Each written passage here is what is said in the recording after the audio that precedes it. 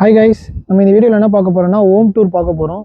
So நான் வந்து rented வீட்டில் இருக்கனால ஒன் அண்ட் ஆஃப் இயராக வந்து நான் இந்த வீட்டில் தான் இருக்கேன். ஸோ நான் இப்போ இருக்க வீடு எப்படி இருக்குது அப்படின்னு சொல்லிட்டு தான் நான் இந்த வீட்டில் காட்ட போகிறோம். இதுதான் என் வீடு என்ட்ரன்ஸ், இதுதான் என் வீடு. இது என் வீடு கிடையாது, நான் ரெண்டட் வீட்டில் இருக்கேன். நான் தங்குற வீடு இதுதான்.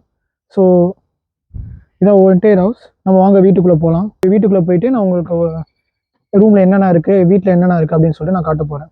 வாங்க போவோம். ஸோ இதுதான் ஹாலு. ஸோ இங்கே பார்த்தீங்கன்னா இது வந்து என்னோடய வீட்டு ஓனர் இங்கே தான் இருக்கார் சொல்லிட்டு அவர் வாங்கி வச்சார். ஸோ இது ஹாலு, இதை வந்து காமனாக எல்லாருமே யூஸ் பண்ணிக்கலாம்.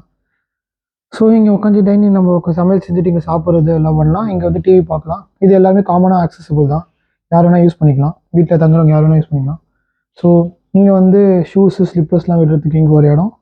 இது உள்ளே வந்தீங்கன்னா இங்கே வந்து கிச்சனில் பார்த்தீங்கன்னா 4 ஸ்டவ் இருக்கும். ஸோ 4 ஸ்டவ் யூஸ் பண்ணிக்கலாம்.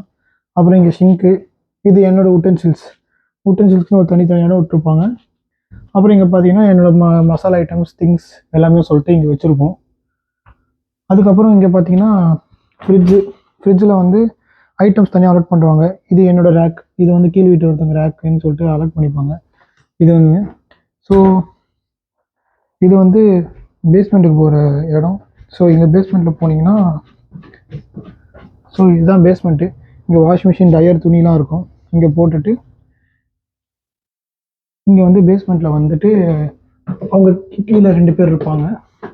அப்படியே வந்து பார்த்தீங்கன்னா நம்ம வந்து நம்பர் ரூமுக்கு போகிறோம். என் ரூம் பார்த்தீங்கன்னா ஸோ இப்படி பேர போயிட்டே இருந்தீங்கன்னா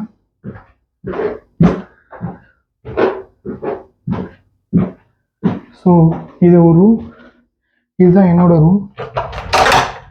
ஸோ இங்கே தான் என்னோடய ரூம், நான் இங்கே தான் ஸ்டே பண்ணிட்டுருக்கேன்.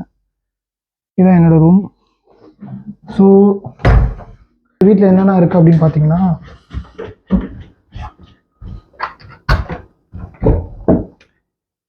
இங்கே பாருங்கள், இதுவும் என்னோடய ரூம். இது பின்னாடி வந்து கார்டன் ஏரியா மாதிரி.